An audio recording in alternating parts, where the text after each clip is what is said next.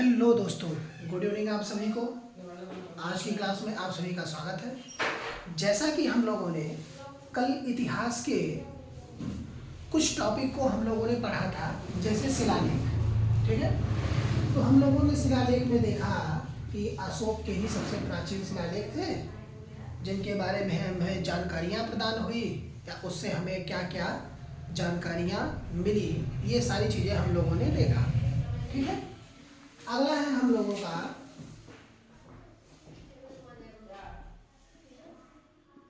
ताम्रपत्र लेख, ठीक है। ताम्रपत्र लेख क्या है कि उस समय जब किसी राजा महाराजा के यहाँ कोई पुरोहित या सैनिक या अन्य कोई कार्य करते थे, तो क्या होता था कि मान लिया उनको सैलरी देना है, और सैलरी या हम कहें कि अनुदान देना हो, ठीक है। क्या? अनुदान। अनुदान तो इन्हीं अनुदान का लेख या हम कहें साक्ष्य अनुदान का साक्ष्य इसी ताम्रपत्र पर लिख करके रखा जाता था। यह क्या था कि 3 जो है तांबे की प्लेट होती थी,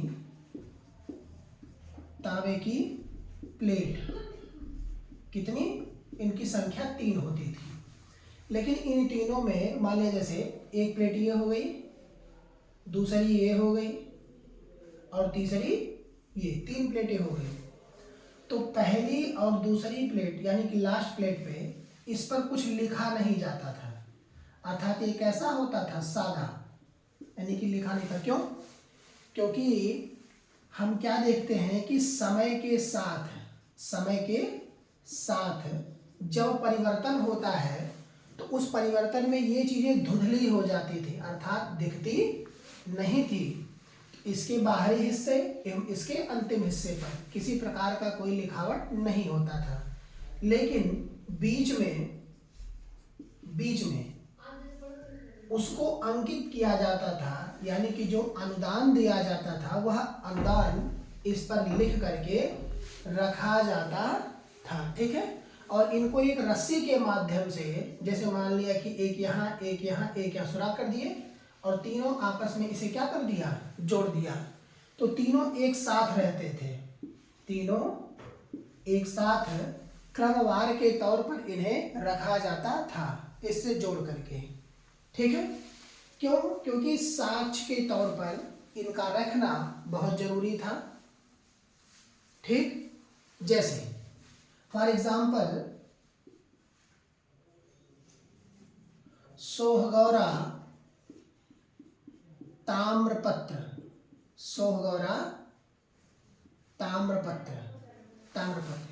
यह एक ऐसा ताम्रपत्र है कि उस समय तात्कालिक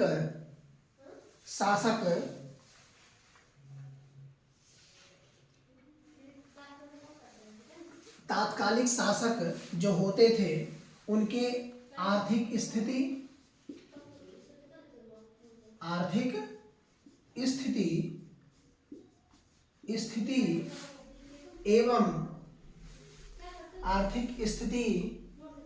एवं सामाजिक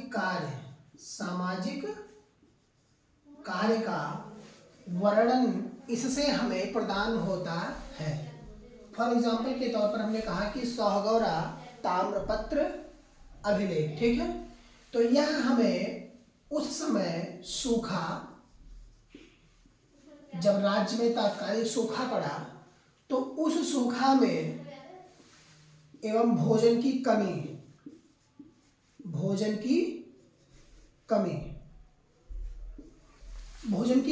ठीक है। तो इस भोजन की कमी एवं सूखा से निपटने के लिए अधिकारी द्वारा जो कार्य किया गया,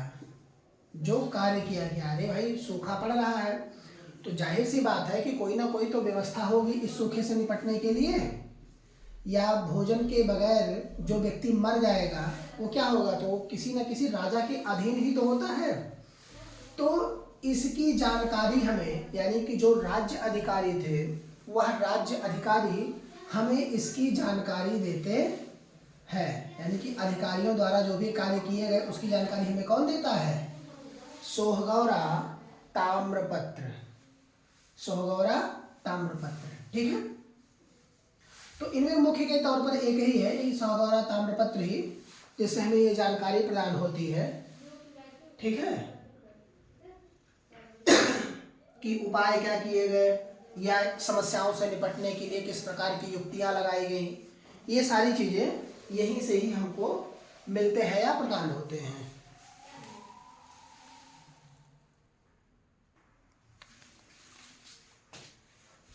ठीक है, तो ताम्रपत्र अभिलेख या ताम्रपत्र लेख हमें उस समय के सूखे एवं भोजन को या हम कहें इसके निवारण की जानकारी हमें देते हैं। ठीक है, अगला है स्मारक। स्मारक, ठीक है, स्मारक क्या है कि भाई पहले के समय में राजा महाराजा अपने महलों को काफी बेहतर या मतलब किसी प्रकार की एक शैली में बनवाते थे। कैसी? एक प्रकार की शैली। जैसे हम कहें कि तकनीकी विकास, तकनीकी विकास, ठीक है, या हम कहें उसके कौशल या जीवन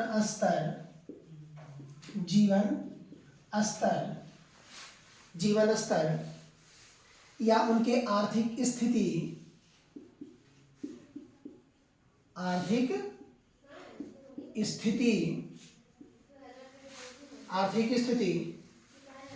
इन सभी की जानकारी इस स्मारक से मिलता है, स्मारक से मिलता है। ठीक है, क्यों? क्योंकि जितने ही कोई राजा समृद्ध होते थे या शक्तिशाली होते थे, वह अपने आप को दिखाने के लिए क्या करते थे? स्मारक का निर्माण करवाते थे। क्या करवाते थे? स्मारक का निर्माण। ठीक है, जो कि हम कहें कि यह एक चित्रित के तौर पर भी इनको हम मान सकते हैं, क्योंकि तीन थी उस समय जो शैलियां थी जिनके माध्यम से, जिस शैली के माध्यम से यह बनवाते थे, उनमें तीन प्रमुख है। पहला है नागर शैली, सेकंड है वेसर शैली, ठीक है, और तीसरी है एवं अंतिम द्रविड़ शैली। तो यह तीन शैलियां थी।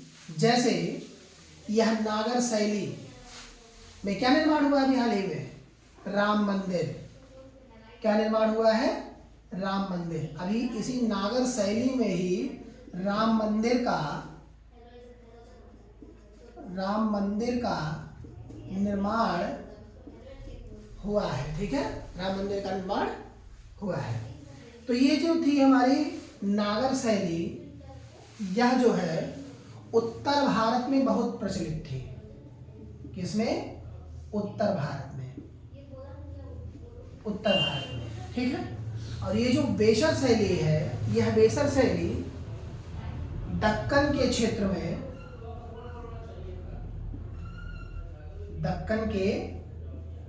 क्षेत्र में इसका विस्तार था, और इस शैली के माध्यम से वहाँ के व्यक्ति स्मारक या मीनार या हम कहें अपने घर का डिजाइन या मंदिर, इन सब का निर्माण करवाते थे। और द्रविड़ शैली, यह द्रविड़ के लोग यानी कि द्रविड़ क्षेत्र में इसका प्रचलन सबसे ज्यादा था। ठीक है, तो तीन शैलियां उसमें प्रमुख थी। पहली है नागर शैली, दूसरी वेसर शैली और तीसरी है द्रविड़ शैली। तो तीनों शैलियां उनके समृद्ध का परिचायक मानी जाती थी, और जिनसे यह जानकारी मिलती है कि कितने समृद्ध थे और किस तरह से थे या उनके कार्य क्या थे। ठीक है, अगला है प्रतिमाएं। प्रतिमाएं, ठीक है, प्रतिमाएं।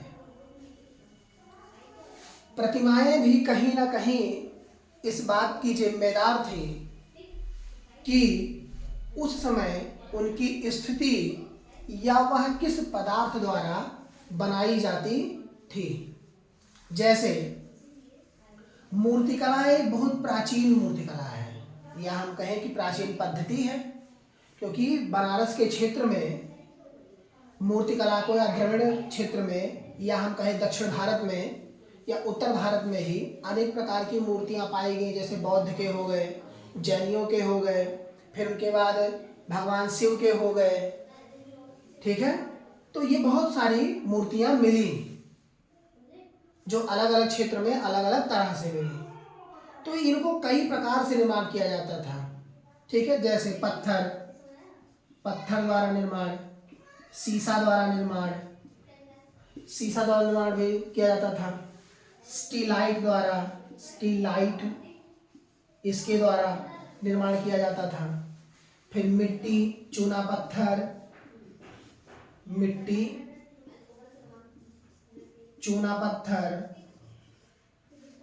से भी निर्माण होता था। हाथी दांत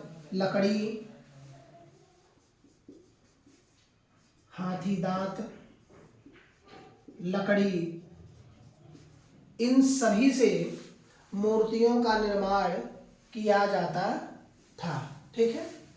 तो आशय क्या था कि मान लो जैसे ठीक है, चलो मूर्ति निर्माण कर लिए, तो मूर्ति ही हर एक परिचायक नहीं होता। जैसे मूर्ति हो गया, खिलौना हो गया, या खेलने के सामान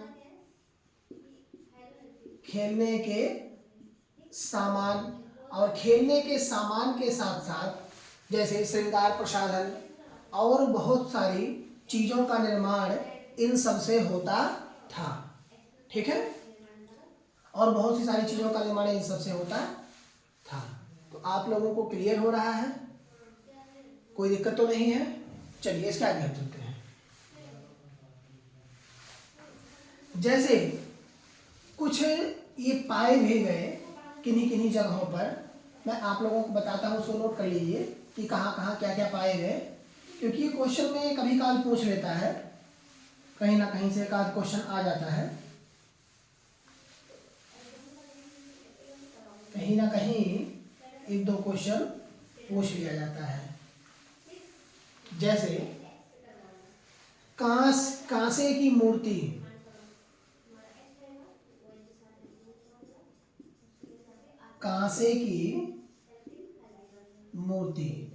यह जो कांसे की मूर्ति है, यह हमें हड़प्पा सभ्यता से मिली। हड़प्पा सभ्यता से हमें मिली, ठीक है। हड़प्पा सभ्यता से हमें मिली। दूसरी है खिलौना।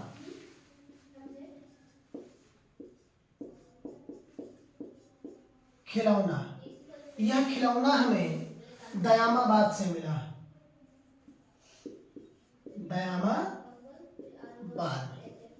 दयामाबाद से हमें प्रदान हुआ, ठीक है। इसी का बना हुआ खिलौना हमें दयामाबाद से प्रदान हुआ, ठीक है। फिर मौर्य काल की मूर्ति हमें मिली। इसी समय की मौर्य काल की मूर्ति हमको मिली, कहाँ से? दीदारगंज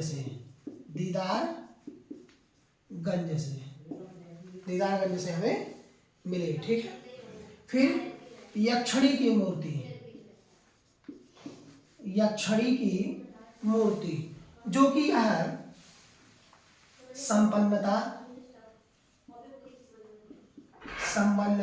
एवं सौंदर्य,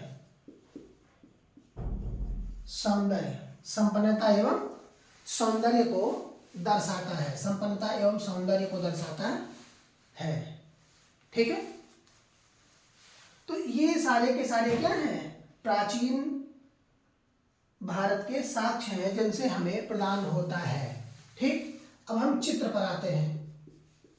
चित्र जो है जैसे पहले के समय में भाई, आज तो बहुत सारे कैमरे चले गए हैं और कैमरे के चक्कर में इतने महंगे महंगे फ़ोन आ गए हैं, लेकिन पहले के समय में ऐसी सुविधा नहीं थी ना। तो वो लोग क्या करते थे, किन्हीं गुफाओं, कंदराओं या हम कहें पत्थरों पर वह अपनी प्रतिमा को उकेरते थे, अर्थात बनाते थे। जैसे पाषाण काल की ले लें हम, तो पाषाण काल के पत्थरों पर हमें मूर्ति बनी हुई मिलती थी, कैसे किसी शिकारी की, अर्थात वो मार रहा है खींच करके, वो भाग रहा है, कौन से जानवर का शिकार कर रहा है, ये सारी चीज़ें हमें मिलती हैं। तो इसका सबसे अच्छा उदाहरण है भीम बेटिका। भीम बेटिका, और यह मध्य प्रदेश में स्थित है। भीम बेटिका एमपी अर्थात मध्य प्रदेश में स्थित है। ठीक है। तो उस समय क्या हुआ, जो आसपास के रंग या वहां के निवासी भाई, निवासियों द्वारा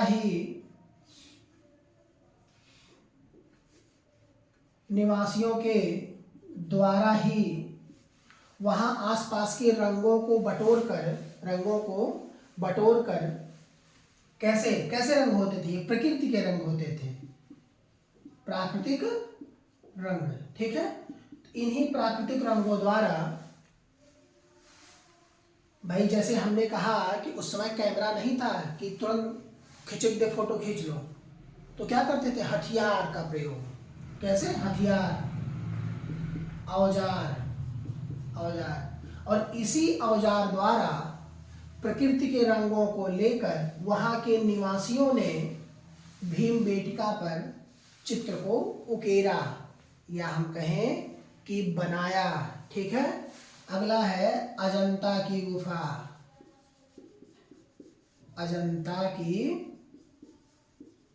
गुफा, इसमें भी हमको वही चित्रकारी देखने को मिलती है जो भीम बेटिका में है। कहाँ पर, भीम बेटिका पर। लेकिन यह क्या है, थोड़ा पारिवारिक दृश्य या हम कहें कि अन्य प्रकार के देवी देवताओं से संबंधित, इसमें लेकिन आध्यात्मिक आपको देखने को मिलेंगे, क्योंकि ये हम कहें जैन धर्म, हिंदू धर्म या बौद्ध धर्म, इन सभी धर्मों के चित्र यहाँ अंकित किए हुए मिलेंगे। ठीक है। तो ये आध्यात्मिक शांति।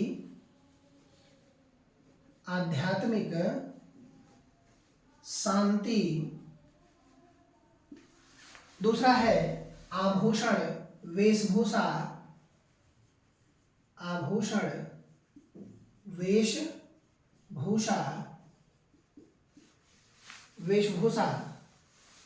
विचारधारा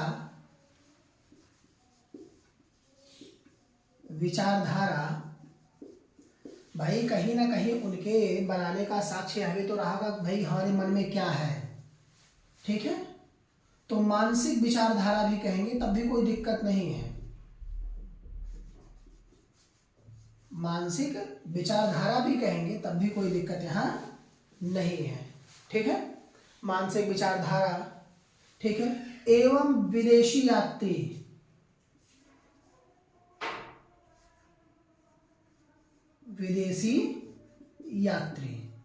तो विदेशी यात्री जो पर्यटक के तौर पर भारत आते थे उस समय, उनके भी चित्र की जानकारी हमें अजंता से प्राप्त होती है। ठीक है। उसके बाद चोल चित्रकला सबसे प्रसिद्ध चित्रकला मानी जाती है। चोल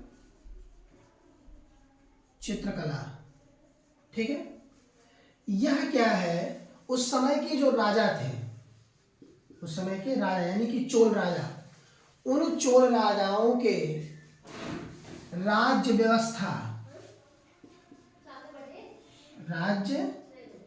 व्यवस्था या उनके कार्यकारिणी परिषद या मध्यकाल या मुख्य भाग, ठीक है, या उनके उपकरण मुख्य भाग इन सभी की जानकारी हमें कौन प्रदान करता है? चोल चित्रकला हमें प्रदान करता है। ठीक है, तो यहाँ तक आप सभी के समझ में आ गया है। अब हम इसके आगे चलते हैं, तो यहाँ पे आप नोट कर लेंगे जिससे किसी प्रकार की कोई दिक्कत ना हो।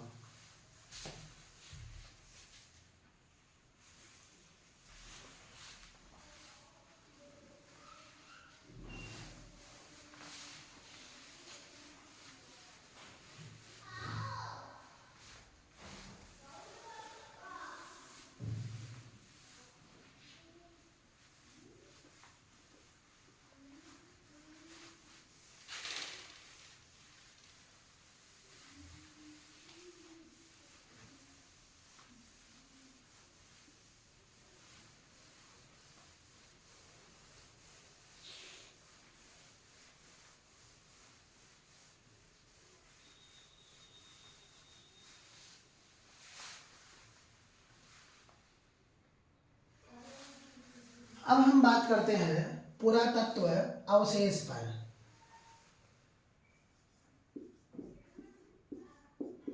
पुरातत्व अवशेष, इन पर हम बात करते हैं।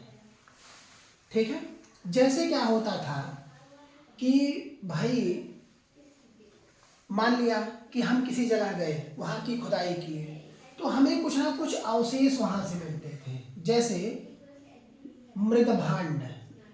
मृदभांड यह रासायनिक आधार पर कई कलर के होते थे, अलग अलग कलर के, अलग अलग प्रकार के, या अलग अलग समय में ये पाए गए। ठीक है, तो ये कहीं ना कहीं अवशेष के तौर पर जो मिलते थे, ये भी उस राज्य की जानकारी, या हम कहें उस राजा से संबंधित या उस समय काल की जानकारी हमें देते थे। ठीक है, जैसे अद्य ऐतिहासिक काल, अद्य ऐतिहासिक, अद्य ऐतिहासिक काल। ठीक है, तो अद्य ऐतिहासिक काल में इसकी जानकारी हमें प्रदान होती है। ठीक है, तो यह अद्य ऐतिहासिक काल के मध्य से लेकर उसके बाद कई समयों, या हम कहें कि कई स्तरों पे ये प्रयोग हुए, तथा यह मुख्य उपकरण के रूप में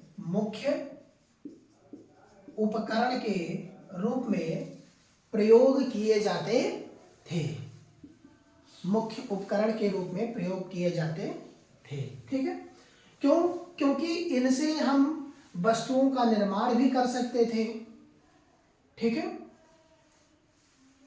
या हम कहें कि विभिन्न वस्तुओं से इनका निर्माण होता था, जैसे टेराकोटा। ठीक है, इससे बनते थे। कटोरे हो गए, कटोरे का भी निर्माण होता था। फिर प्लेट, बर्तन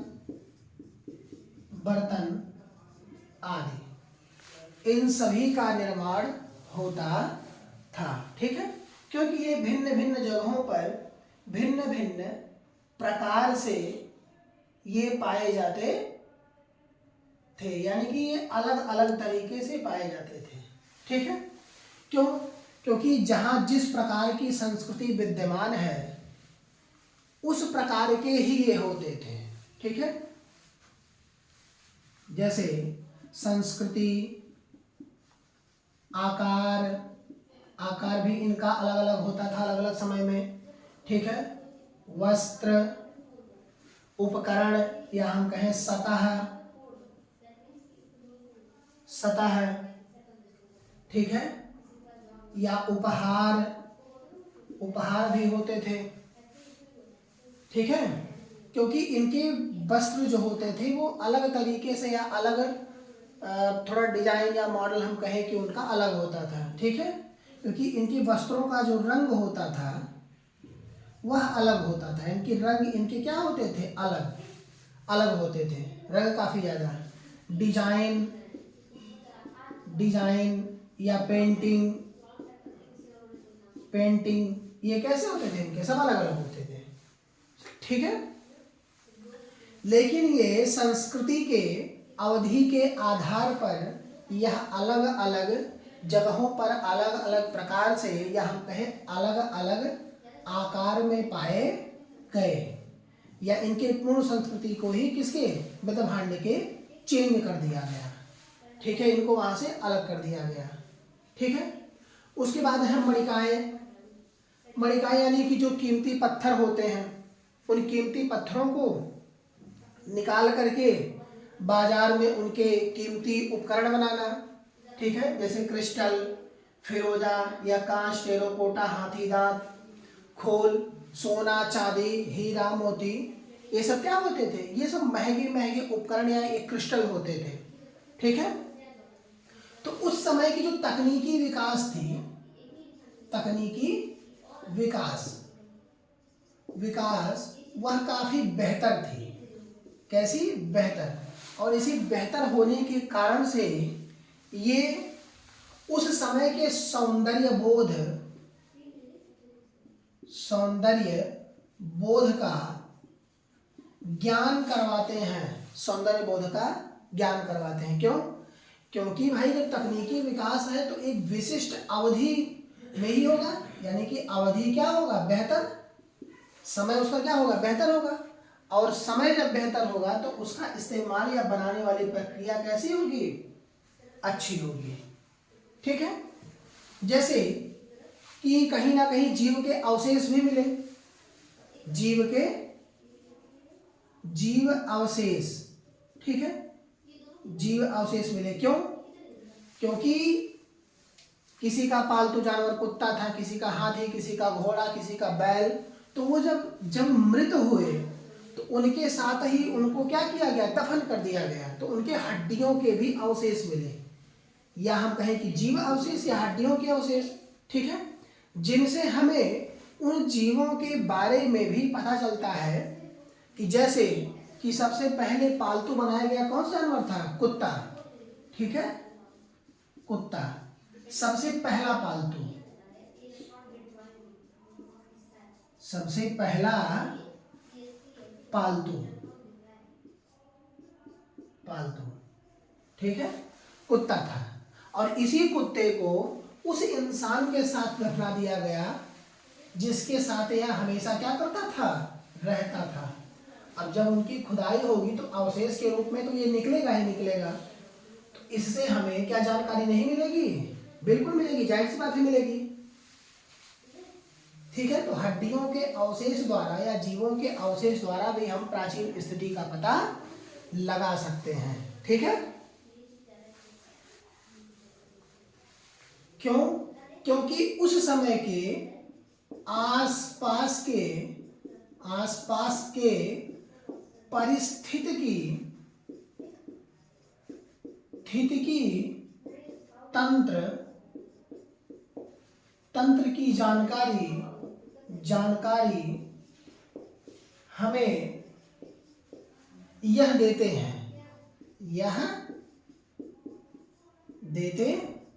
कौन? जीव के अवशेष उस समय के आसपास के पारिस्थितिकी तंत्र की जानकारी हमें देते हैं।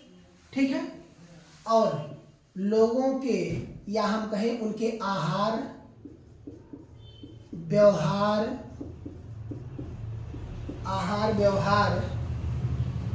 या तंत्र पर प्रकाश डालते हैं।